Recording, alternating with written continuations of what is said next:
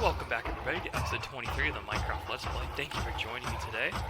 So as you can see here, I'm here next to the iron farm. And unfortunately, in the last episode I made a small mistake. Some of the iron golems are actually landing on the edge here of the blocks. And they're actually walking away from the iron farm and they weren't being converted into iron ingots. So I went ahead and just widened this iron farm by one on each side. It seems to work nicely. One thing to note, this iron farm only works in pre-release 1 of Minecraft 1.14.3. It doesn't work in any of the newer pre-releases. So that means I'm going to either have to fix or remove this farm when we finally upgrade to 1.14.3, the official release. But for the time being it works, and I'm getting plenty of iron out of the system, as you're going to see here. Yeah, that's a lot of iron, and I'll definitely be using it for the project that I have in store for today. So, I've been working around here on my own. As you can see, I kind of moved this path a little bit to the left so that I could make room for the extended iron farm. And a few episodes ago, I actually moved the tree farm here to the left by 3 blocks so I could get this path to go through. I've just been doing other various things. I actually built some more inside of the village. I actually added a collection system for the mob farm here. Let me go ahead and show you that. So here's the collection system. It's a little different than most hopper minecarts that I've been doing before. It uses a piston to hold this minecart in position, and you can't see it right now. Now you can. I just blocked it, but what happens is the minecart sits on top of this detector rail, and this comparator reads the number of items inside of the minecart. Now, when the signal strength becomes 2, that means there's 2 stacks of items, or roughly 2 stacks of items inside of the hopper minecart, then this piston, which is being controlled by a redstone torch right there, will retract, and it'll allow the minecart to move forward onto that power rail. It'll power it, and send it along this rail. When it gets to this detector rail, it'll simply switch and go the right direction, and it'll move that direction towards the rest of the sorting system. The idea here is that every so often this minecart will move itself back to the storage system when it has about 2 stacks of items. Right now the system here is backlogged because it's full of items that I collected earlier. I showed you the chests earlier before. I can't open it, but as you can see, this is going to be running for a while before it gets back to its normal rate. I'm going to go ahead and show you how it works down here. So basically, as you saw, the hopper minecart moves down here onto this rail, and then it'll fall down this rail in this fashion until it gets here. And then this is just your standard hopper minecart hopper unloading system for your storage chest. So as you can see, it's unloading all of its items in this chest. As you can see, there are quite a few here. And then when it's done, it just goes back the way it came, and it goes back to fill itself up with items again. And what I have going on here is this storage minecart is going to come along and stop at this unloading station right here. I don't have the hopper in place because it's not done yet. But it'll come along here. I have it permanently on right now just so that it doesn't get caught here because I'm not done with the system yet. It'll come along here, it'll unload the items from this chest, and then it'll move along on the standard route that I had shown you before. So that right there is the pumpkin farm right here and melon farm. This right here is the sugarcane farm, and then in this direction is the nether wart and other farms. One of the issues that I had actually with this minecart is that it will fill up with items, and if it fills up with items it cannot continue on its journey. So I'm actually going to replace this so that it no longer triggers when the daylight sensor is detected. Rather, it'll be running on a hopper clock, similar to the one I showed you for the wheat farm and the beetroot farm, and it'll basically use that to launch itself every 2 or 3 minutes. Because as you can see here, that, as you just heard, the storage minecart chest arrives roughly every minute or 2, and it's filling up this chest very quickly. And as you know, if this hopper is unable to unload itself completely, then the minecart will be stuck here permanently. So, as you know, we don't want that to happen. So, if we just have the storage minecart leave every now and then, it shouldn't fill up with items. But over here, you can see this system is working nicely. Got some potatoes in there. But last time I checked this, the storage minecart was stuck on this hopper right here because it was full. So that's why I want to implement that new system. And that'll launch itself every few minutes. So as you can see here, I've added a new house to the village here, and this is kind of like a blacksmith / smithing area for my smithing villagers. And basically, I just want to kind of create houses for each villager type if possible, and so I'm kind of starting small and just working my way up here, but I just felt like this is kind of suitable, and it creates more beds to create more villagers. What's funny though is that I actually made this building in Minecraft 1.14.3 pre-release version 3, but right now I'm in pre-release 1. And the funny story is that I went to pre-release 3 and I was like, oh, I just want to stay in the most up-to-date version. And I built this house and everything was fine. But then I realized that my iron golem farm would not work anymore because in pre-release 3 they changed it so that the villagers had to work and they had to sleep in order to spawn iron golems. So I was like, okay, well I better just go back to pre-release 1. But when I did that, all of my villagers disappeared. They literally got just deleted from the world instantly, which really was perplexing to me. So what I had to do actually was go back to my world in 1.14.3, pre-release 3, and I used structure blocks to copy this building and paste it into this world with my villagers because I didn't want to lose all the work I did here. So, kind of an interesting story. I try not to cheat whenever I'm playing the game, but if there's ever like a crash or my data is lost, I feel like that's a reasonable usage of those mechanics.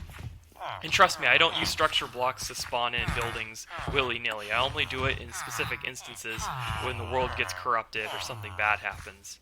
I tried to use MC Edit, but it seems like there's no version of MC Edit that is built for this version of Minecraft.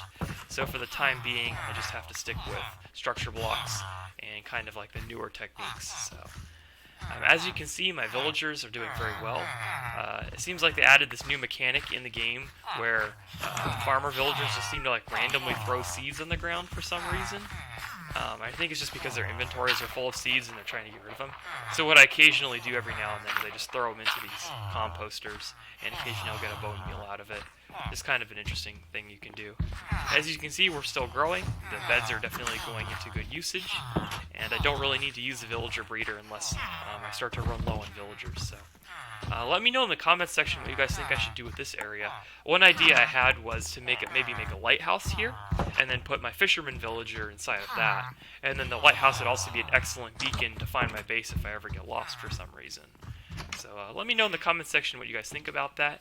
Maybe some ideas for how they could make the lighthouse look nice, while still making it an acceptable house for villagers as well. So anyways, back to the next thing. Alright everybody, so I went ahead and bred some sea turtles together and got some turtle eggs here. I have some smooth stone, I have some iron, I have some various items here, got some crafting tables, I got everything I need here to build myself a gold farm, which is what I'm going to be doing today. This is going to be a very simple design. It's not going to be an experience farm or anything like that. I'm simply just killing zombie pigmen to get rotten flesh and gold nuggets. And then what I'll do is I'll craft those gold nuggets into gold bars, that is, and then craft the gold bars into gold blocks. And then I can import those back here to my base. This is going to be more of like an AFK farm, so I just kind of run this in the background while I do something else for an hour or two. And for the time being, it's just going to be a very small, simple farm, and I can just AFK there and get myself a few blocks of gold whenever I need to. The iron farm is working very nicely, as you can see, and so I have plenty of iron to make all of the hoppers and everything I need to sort the items from each other. So in the future, I might consider making another gold farm, but as of right now, I just don't really want to put the amount of time into making a gigantic gold farm that produces XP and all that other good stuff. If the truth is, I'm only going to be using that once in a while. So anyways, I better get into the nether here and get started. So I'll see you guys in just a little bit. Alright everybody, welcome back. So as you can see here, I'm up here at the nether ceiling, and I've been looking around for possible areas that I could use to get up to the top in the nether ceiling. And I found a one right here that seems to be suitable. So as you can see, my block height is 125, which means I'm one block below the top of the nether ceiling. So there's many different ways of getting to the top of the nether ceiling, but the simplest by far is just to use ender pearls. And I don't advise doing this if you don't have food or anything like that, or you only have one ender pearl. This technique requires that you'd have multiple ender pearls, probably at least 2 or 3. And it may or may not be successful. So always make sure that you have space that you can jump down in case you get stuck inside of a block or something like that. But anyways, the technique is basically I'm just going to teleport into that block right there, and then I will be inside of that bedrock block. I'll start suffocating. But if I jump, I'll be able to see to the top of the nether ceiling, and I can use another ender pearl to teleport to the top of the ceiling. If I get lucky, I'll be on top of that block right there, so I can just jump on top of it and then jump again to get to the top. So without further ado, let's go ahead and do that. Didn't work. So you can see I can actually see the top of the nether ceiling when I throw the ender pearl. So if I can't do it too quickly though because of the cooldown, so you just kind of have to get lucky and hope that it doesn't move you into it. Unfortunately, in this update, whenever I get put into that tiny little space, it'll force me into crouch. So I have to try to throw the ender pearls in quick succession if possible. So I'll keep trying here. Yeah, so as you can see right here, I'm now crouched down because I teleported into that block. So that's one of the newer features in 1.14 that you have to try to get around. Oh, there we go. There we go. Alright, so as you see, I just got on top of the nether ceiling. It is still possible in 1.14. You just have to be a little bit faster and you have to have extra ender pearls. So anyways, now that I took care of that, I can go ahead and make myself a nether portal right here so that I don't have to worry about getting back. I can just take the overworld and then take my nether portal back when I need to. So I'll go ahead and build that right here, and I'll get back to you guys once I'm ready to get started on the gold farm. So unfortunately, the nether portal that I made inside of the ceiling got linked to the nether portal on the sand hill over here. And for that reason, I'm not able to get back to the top of the nether portal, to the top of the nether, using nether portals, because the original nether portal right there just brings you back to the original nether portal inside of the nether. And so it seems like I'm just going to have to make a second nether portal away from the other one there, and have this one linked to the top of the nether. I decided to put it in here because it's kind of like a little cave here, and it kind of looks mysterious. I may decorate it a little bit more, make it look a little bit scarier, and then I could just like swim through the water here and I can get to the nether portal. It'd be kind of a cool idea, so I thought I'd just put it here. So what you have to do if you want to fix nether portals that are linked together is you have to place the two nether portals far apart from each other, or a significant distance to each other, so that when you divide by 8, you'll get a significant distance difference in the nether. What I mean to say is, look at my coordinates here. I'm at negative 342, 145. The y value does not really matter because that doesn't get scaled in the nether. So take negative 342 and you divide that by 8. And you take 145 and you divide that by 8, and those are the coordinates that you would get in the nether that would correspond to this nether portal. Now, because those coordinates are so close to the coordinates of that nether portal, these two nether portals are likely going to link to each other. In fact, I tested that theory, and they do in fact link. But if I make another nether portal in the nether that is at the specific coordinates of the ones I just calculated, then they should not link to each other. So I'm going to go ahead and do the math here, and then I will see if I can get it to work. So apparently, I did not realize this, but this is actually something that was changed or updated a while back, and I didn't know this. But apparently, you can no longer make nether portals on top of the nether roof anymore. And the only way you could make a nether portal is if it's at least at Y level 126 or 127 in the nether. So any portal blocks that are above that are not considered in the portal generating algorithm. So as you can see here, I've kind of been destroying portals and testing all these different functionalities, but it just seems like it's not going to work. So if I want to make a nether portal that goes from the overworld to the ceiling of the nether, I actually have to break bedrock. And breaking bedrock is not really something I have an issue with, but it's just a lot more involved than I had originally intended. So I think I'll save that for another day. And for right now, I'm just going to use my nether ender pearls to get to the roof of the nether, and then go ahead and build that the gold farm using zombie pigments. So I'll leave this all as it is now, and then later on I'll go ahead and break the bedrock and take care of that. So anyways, I'll go ahead and see you guys at the top when I'm ready to get started. Alright, so I'm here at the roof ceiling of the nether, and I went ahead and got started on building this just so you guys get an idea of what it's going to look like. So I'm not going to go into too much detail since all of that's in the video that I put in the description there. But basically what happens is a zombie pigman will spawn wherever he needs to on this spawning platform. Imagine that it spreads out 23 blocks in all directions from that little egg there. And then what's going to happen is he's going to notice the egg, and of course zombie pigments hate turtle eggs and they want to squish them. So they'll walk over here until he gets to the edge. Now normally a zombie pigman would not walk off the edge, but if I put some signs here, then he'll walk off the edge and fall into those hoppers.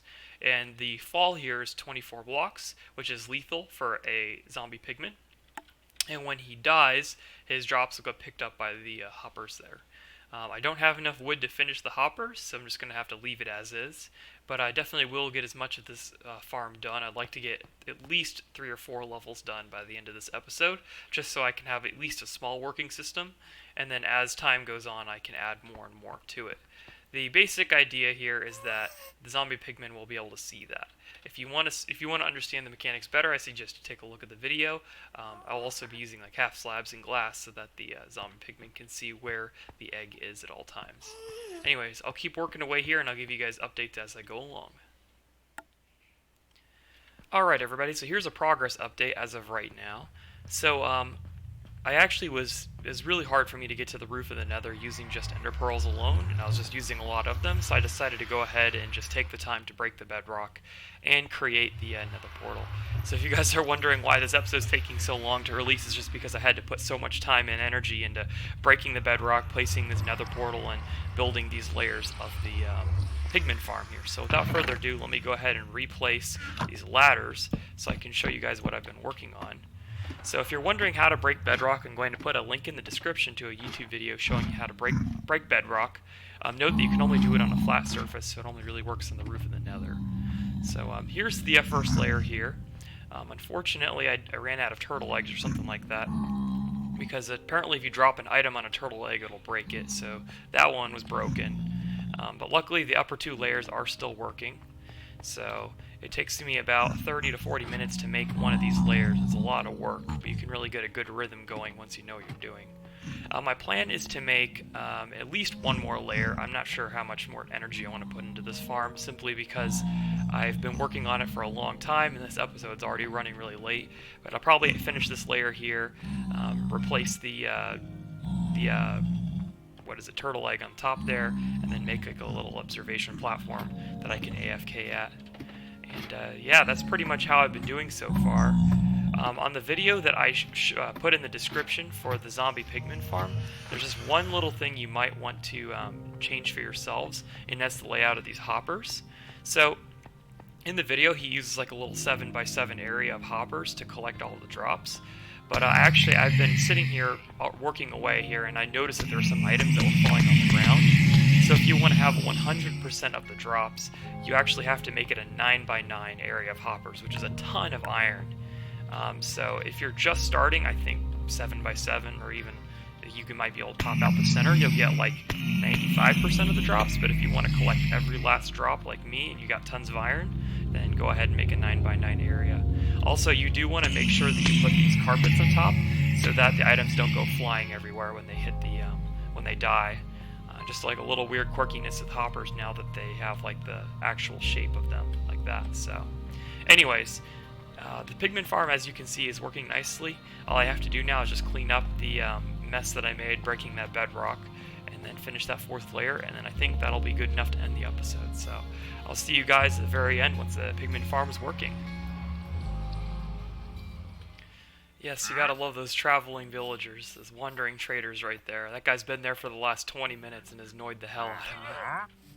Anyways, so I've been running the numbers here, and as you can see, the gold farm is actually working nicely. I'm getting about 1,560 rotten flesh per hour, about 180 gold bars per hour, and which is about equivalent to 20 gold blocks in an hour. That's not the fastest gold farm ever, but it's decent and it's a good start. And I do have room for one more layer. I did the math. It turns out that if I want the layers to be between that sweet spot of 40 blocks and 25 blocks, where the monsters will spawn and they'll move, then I have one more layer available to me to do that. But if I build any higher, monsters won't spawn. If I build any lower, the monsters won't move at all. So if I want to make the gold farm bigger than one more level, then I'd have to tile another one, like a secondary one next to it. And it seems like I could do that as much as I want to. Really, I could have 8 more if when it gets to be the largest, around the central one there, and I can have like a falling, like a death zone, I guess, for each one of those. The only thing I'm worried about is that the death zone might be on top of the Nether portal that I have there in the bedrock, and that might mess things up. But that's a problem for later. Cross that bridge when we get to it. But anyways, the things are going nicely here. The whole mob spawning system is working nicely. It's automatically going into the super silo storage system. The only thing now that's really broken is the iron farm, which was designed for pre-release 1 of 1.14. As you can see here, I am in just regular 1.14.3, no pre-release, so I'm going to have to redesign that whole system right there, or find a design on the internet to fix that. But I'll do that off camera, you guys don't got to worry about it. So anyways, everything is functioning nicely, so if you like this episode, please remember to rate, comment, and subscribe. Let me guys know what you thought of this episode. If you thought you enjoyed it, kind of getting to see what I'm doing here in the Let's Play world. Maybe leaving in the comment section some suggestions for stuff you guys would like to see on my channel. It doesn't just have to be Minecraft. I'm also thinking about other games as well, like Factorio. I'm thinking about making an episode of Factorio here pretty soon, so please make sure to leave a comment in the comment section letting me know what you think about that. If you guys like that game, or if you've never seen it before, maybe it'd be a good way to kind of introduce you guys to it. But anyways, without further ado, thank you guys very much for watching this video, and I'll see you guys later. Take it easy, everybody.